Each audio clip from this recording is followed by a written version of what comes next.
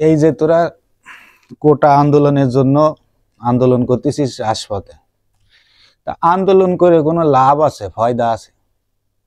বাংলাদেশে তো আন্দোলন কম হলো না। রাজনৈতিক আন্দোলন, এই আন্দোলন, সেই আন্দোলন, কোন আন্দোলনটা বাস্তবায়ন হলো?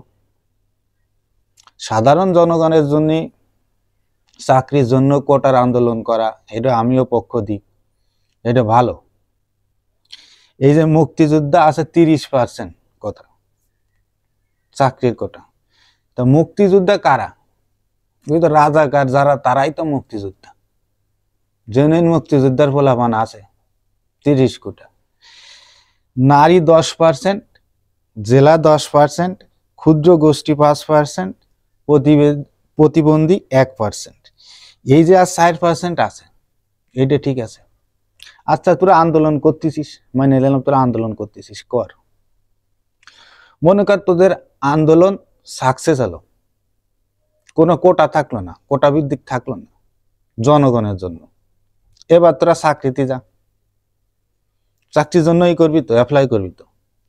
আচ্ছা, একটা খাতে তোর লোক নেবে, দেখা গেল 10 জন। বাংলাদেশে তো হাজার হাজার বেকার রয়েছে।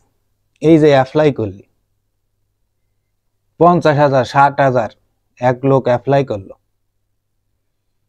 কি হলো? মনে কর যে পোষ্য কোটা নেই, কোনো পোষ্য কোটা নেই, সাধারণ কোটাই। বাংলাদেশে কোনো পোষ্য কোটা নেই, সাধারণ কোটায় 5 জন নেবে।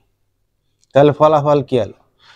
এখন ওই যে 5 জন নেবে, ওই 5 জনে কি সঠিকভাবে নেবে?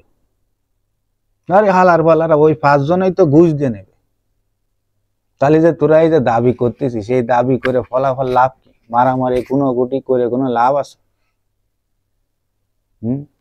টাকা ছাড়া, মামু ছাড়া বাংলাদেশে যে তোরা চাকরি নিবি, এটা সম্ভব?